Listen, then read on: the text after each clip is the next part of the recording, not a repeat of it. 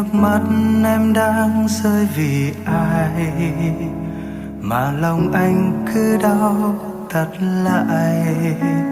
Giây phút ấy chỉ muốn lại gần hơn để anh ôm lấy em và nói đừng khóc nữa, hãy nín đi được không. Nhìn đôi mắt em đã sưng lên kìa, chẳng còn xinh xắn như lúc em cười đâu. Nào ngoan nhé, nghe anh một lần thôi. Mọi chuyện buồn cũng sẽ qua thôi, vì có anh ở đây rồi. Tựa vào vai anh đi em sẽ thấy bình yên.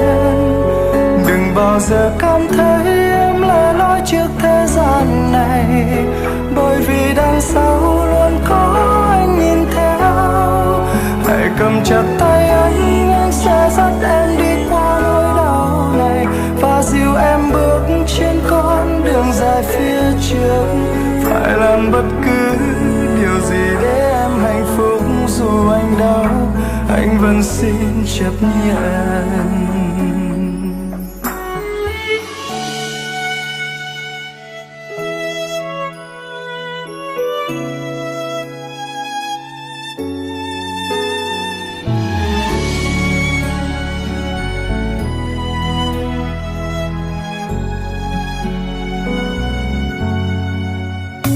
Đừng khóc nữa, hãy nín đi được không.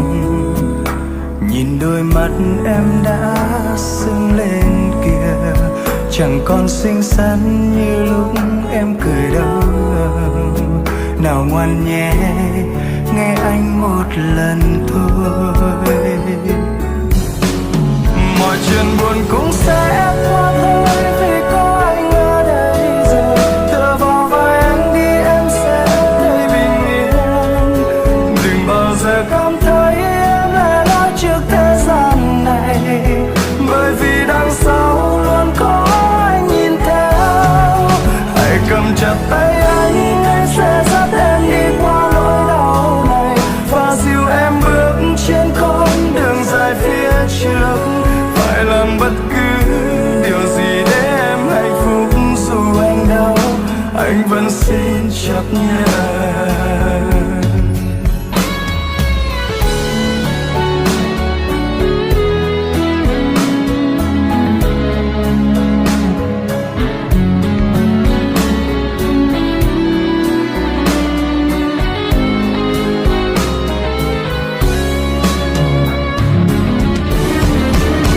Chuyện buồn cũng sẽ qua thôi, vì có anh ở đây rồi.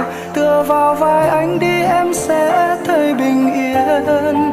Đừng bao giờ cảm thấy em lẻ loi trước thế gian này, bởi vì đằng sau luôn có anh nhìn theo.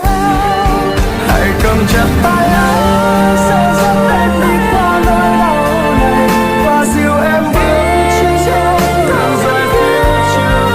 Phải làm bất cứ điều gì để em hạnh phúc, dù anh đau anh vẫn xin chấp nhận. Phải làm bất cứ điều gì để em hạnh phúc, dù anh đau